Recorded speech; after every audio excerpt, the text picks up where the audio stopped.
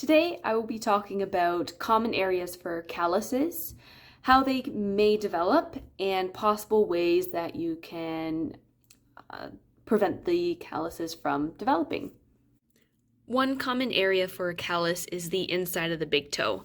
So typically the callus develops around this area. This can be from the way you're walking. If you have a collapsed arch and you end up collapsing and rolling off the inside of the toe, that can put a lot of pressure right in that area of the toe and create that callus. The way you can get rid of that callus is to support the arch and prevent that collapse, or wearing the appropriate shoes so that you're not rolling into the inside of the toe as much, and then that will create less pressure on the inside of the toe.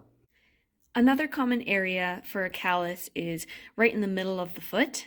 This can develop when the arch at the ball of the foot has collapsed and it exposes all these bones, and there's a lot more pressure here than there should be.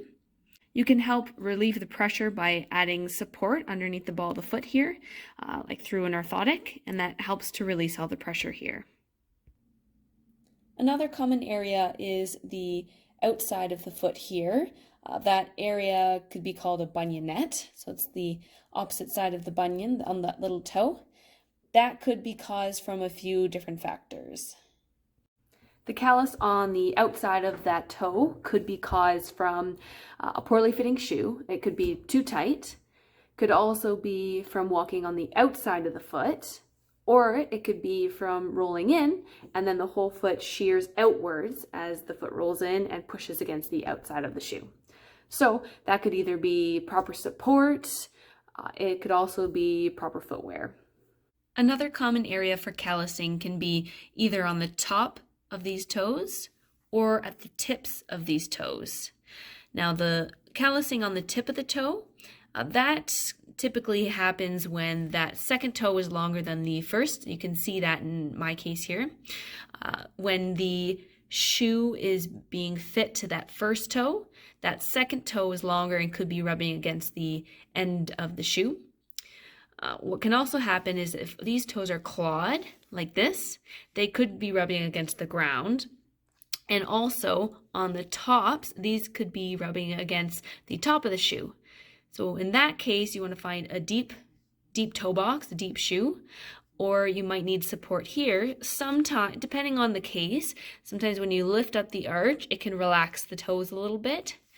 Sometimes you need a little bit support underneath the toes so that there's less pressure on the tips. It really depends how rigid these are, if they're flexible, but there are different ways that you can help with these, and proper shoes is definitely one thing to consider.